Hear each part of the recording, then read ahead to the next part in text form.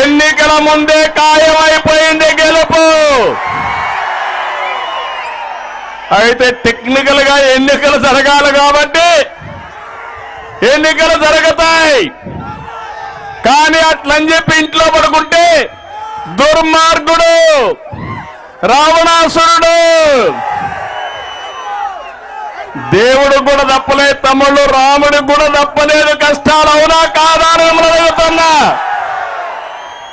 సిద్ధమా రావణాసురుడి వదకని అడుగుతున్నా. ఎందుకంటున్నానంటే మనసు పెట్టి ఆలోచించండి. అందరూ కూడా ప్రతి ఒక్క విషయం మీలో ఒక అవగాహన రావాలి. మీలో చైతన్యం తేవడానికే నేను వచ్చా.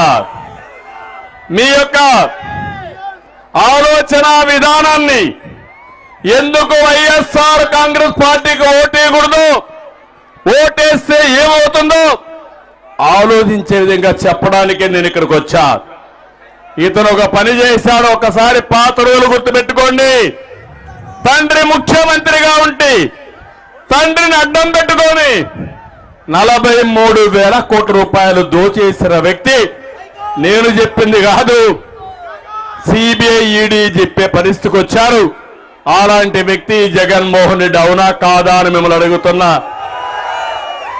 ఇంత దోచుకుంటే మనిషిలో మార్పు వచ్చిందా అని అడుగుతున్నా.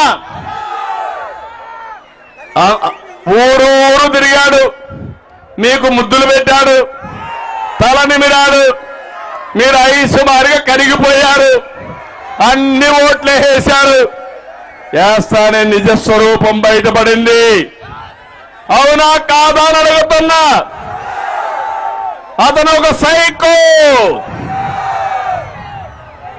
అతనికి ఒకటే ఆలోచన, అడుక్కుంటాడు, కాళ్ళు పట్టుకుంటాడు, ఆ తర్వాత కాళ్ళు లాగేస్తాడు. అదే జరిగింది ఇప్పటివరకు. అవునా కాదా ఆలోచించండి. ముఖ్యమంత్రి అయ్యాడు, దీంతో రాష్ట్రాన్ని చెరబట్టాడు, వ్యవస్థల్ని సర్వనాశనం చేశాడు, మనందరి జీవితాలు కూడా నష్టపోయే విధంగా చేశాడు.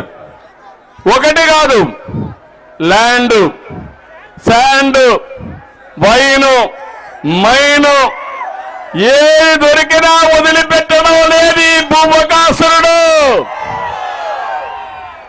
అతను అన్నం తినడం మానేశాడు. ఉదయమే అల్పాహారం ఇసుక, మధ్యాహ్నం భోజనం మైన్స్,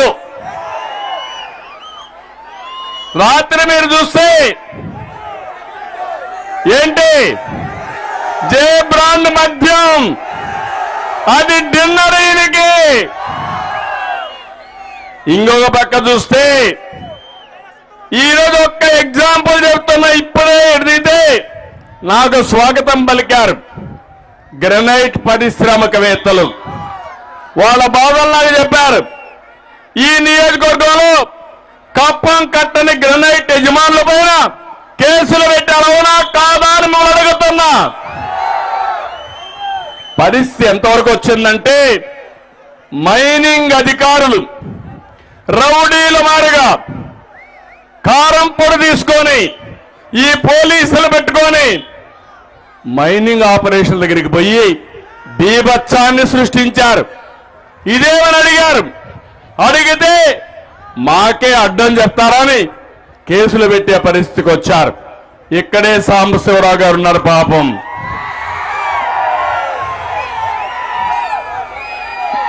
ఆయన పైన కేసులు పెట్టారు.